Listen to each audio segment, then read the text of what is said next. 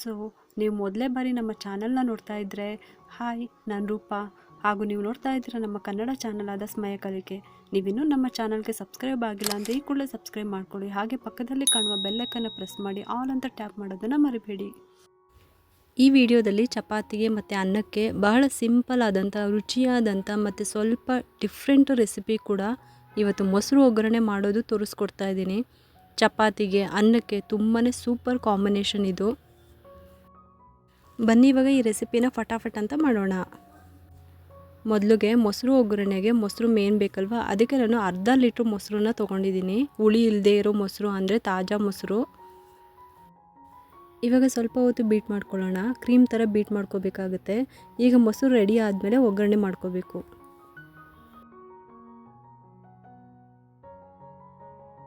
ಬಿಸಿಯಾದ ಬಾಣಲೆಗೆ 2 ಟೇಬಲ್ ಸ್ಪೂನಷ್ಟು ಎಣ್ಣೆ ಹಾಕ್ಕೊಂಡಿದ್ದೀನಿ.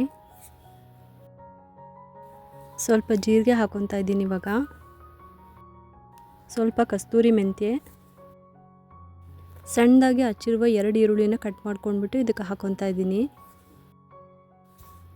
ಇದನ್ನು ಮೀಡಿಯಮ್ ಫ್ಲೇಮಲ್ಲಿ ಇದನ್ನು ಫ್ರೈ ಮಾಡ್ಕೋಬೇಕು. ತುಂಬ ಸಿಂಪಲ್ ಆದ ರೆಸಿಪಿ ಇದು, ಹಾಗೆ ತುಂಬ ಬೇಗ ಆಗುವ ಮತ್ತು ಮಾಡುವ ರೆಸಿಪಿ ಇದು, ಮತ್ತು ಅಷ್ಟೇ ರುಚಿಯಾಗಿರುವ ರೆಸಿಪಿ ಕೂಡ. ಈರುಳ್ಳಿ ಸ್ವಲ್ಪ ಬೆಂದಮೇಲೆ ಇವಾಗ ಚಿಕ್ಕ ಚಿಕ್ಕದಾಗಿ ಕಟ್ ಮಾಡ್ಕೊಂಡಿರುವ ಹಸಿಮೆಣ್ಸಿನ್ಕಾಯಿನ ಹಾಕ್ಕೊತಾ ಇದ್ದೀನಿ. ಇಲ್ಲಿ ನಾನು ಒಂದು 3 ಹಸಿಮೆಣ್ಸಿನ್ಕಾಯಿನ ತೊಗೊಂಡಿದ್ದೀನಿ.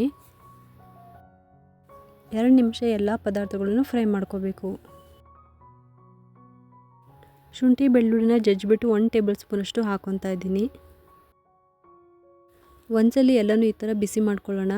ಮತ್ತು ಶುಂಠಿ ಬೆಳ್ಳುಳ್ಳಿರುವ ಹಸಿ ವಾಸನೆ ಕೂಡ ಇದರಲ್ಲಿ ಹೋಗಬೇಕು. ಟೊಮೆಟೊ 2 ಚಿಕ್ಕದಾಗಿ ಕಟ್ ಮಾಡಿ ಹಾಕ್ಕೊಂಡಿರೋದು.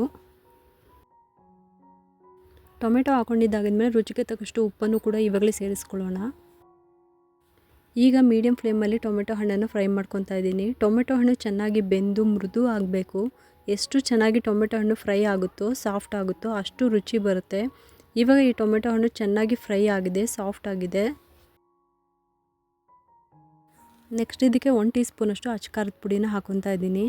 ಹಾಗೆ ಧನಿಯಾ ಪುಡಿ ಅರ್ಧ ಟೀ ಸ್ಪೂನಷ್ಟು, ಗರಂ ಮಸಾಲ ಅರ್ಧ ಟೀ ಸ್ಪೂನಷ್ಟು, ಜೊತೆಗೆ ಸ್ವಲ್ಪ ಅರಿಶಿಣದ ಪುಡಿನೂ ಹಾಕಿ ಎಲ್ಲ ಮಸಾಲೆ ಪುಡಿಗಳು ಬೆರೆಯೋ ರೀತಿಲಿ ಚೆನ್ನಾಗಿ ಮಿಕ್ಸ್ ಮಾಡ್ಕೊತಾ ಇದ್ದೀನಿ. ಮಸಾಲೆ ಪುಡಿನಲ್ಲಿರೋ ಹಸಿ ವಾಸನೆ ಎಲ್ಲ ಹೋಗಬೇಕು, ಆ ರೀತಿ ಫ್ರೈ ಮಾಡ್ಕೋಬೇಕು. 1 ನಿಮಿಷ ಚೆನ್ನಾಗಿ ಫ್ರೈ ಮಾಡಿಕೊಂಡ್ರೆ ನೆಕ್ಸ್ಟ್ ಸ್ಟವ್ನ ಆಫ್ ಮಾಡ್ಕೋಬೇಕಾಗುತ್ತೆ. ಇವಾಗ ಇದು ಒಗ್ಗರಣೆ ಆಗಿದೆ. ಇವಾಗ ಕಂಪ್ಲೀಟಾಗಿ ಇದನ್ನು ತಣ್ಣಗಾಗೋದಕ್ಕೆ ಬಿಟ್ಬಿಡಬೇಕು. ಇವಾಗ ನಾವು ಮಾಡ್ಕೊಂಡಿರೋ ಮಸಾಲೆ ಎಲ್ಲ ತಣ್ಣಗೆ ಆಗಿದೆ. ನಾವು ಮೊದಲೇ ಅರ್ಧ ಲೀಟ್ರ್ ಮೊಸರನ್ನ ಬೀಟ್ ಮಾಡ್ಕೊಂಡಿದ್ವಲ್ಲ, ಈ ಮಸಾಲೆ ಒಗ್ಗರಣೆಗೆ ಹಾಕೊಳ್ಳೋಣ. ನೆಕ್ಸ್ಟ್ ಇದ್ರ ಮೇಲೆ ಕೊತ್ತಂಬರಿ ಸೊಪ್ಪನ್ನ ಹಾಕೋಬೇಕು. ಎಲ್ಲ ಪದಾರ್ಥಗಳು ಮಿಕ್ಸ್ ಆಗೋ ರೀತಿಲಿ ಮಿಕ್ಸ್ ಮಾಡ್ಕೋಬೇಕು. ಈ ಮೊಸರು ಒಗ್ಗರಣೆ ಚಪಾತಿಗೆ, ಪರೋಟಗೆ, ರೈಸ್ಗೆ ತುಂಬಾ ಚೆನ್ನಾಗಿರುತ್ತೆ. ಈ ಮೊಸರಿಗೆ ಉಪ್ಪಿನಕಾಯಿ ಹಾಕಿ ಇದಕ್ಕೆ ಪರೋಟಗೆ, ರೋಟಿ ಜೊತೆ ತಿನ್ನೋದು ಒಂದು ವಾಡಿಕೆ. ಇದನ್ನು ನೀವು ರೈಸ್ಗೆ, ಚಪಾತಿಗೆ, ಪರೋಟಗೆ, ಹಾಗೆ ರೋಟಿ ಜೊತೆ ಅಂತಲೇ ಅಲ್ಲ, ನೀವು ಹಾಗೆ ಬರಿದಾಗೆ ಇದನ್ನು ತಿನ್ಕೋಬೋದು. ಅಷ್ಟು ಸೂಪರಾಗಿರುತ್ತೆ. ನೋಡಿದ್ರಲ್ಲ ಈ ಮೊಸರು ಒಗ್ಗರಣೆ ಹೇಗೆ ಮಾಡೋದು ಅಂತ. ನೀವು ಒಮ್ಮೆ ಟ್ರೈ ಮಾಡಿ ನೋಡಿ. ಈ ರೆಸಿಪಿ ನಿಮ್ಗೆ ಇಷ್ಟ ಆಗಿದ್ರೆ ಒಂದು ಲೈಕ್ ಮಾಡಿ, ಶೇರ್ ಮಾಡಿ ಮತ್ತು ಸಬ್ಸ್ಕ್ರೈಬ್ ಮಾಡಲು ಮರಿಬೇಡಿ. ಮತ್ತೆ ಸಿಗೋಣ ಈಸಿ ರೆಸಿಪಿಯೊಂದಿಗೆ ಅಂತ ಹೇಳುತ್ತಾ ಈ ವಿಡಿಯೋನ ಮುಗಿಸ್ತಾ ಇದ್ದೀನಿ. Thank you.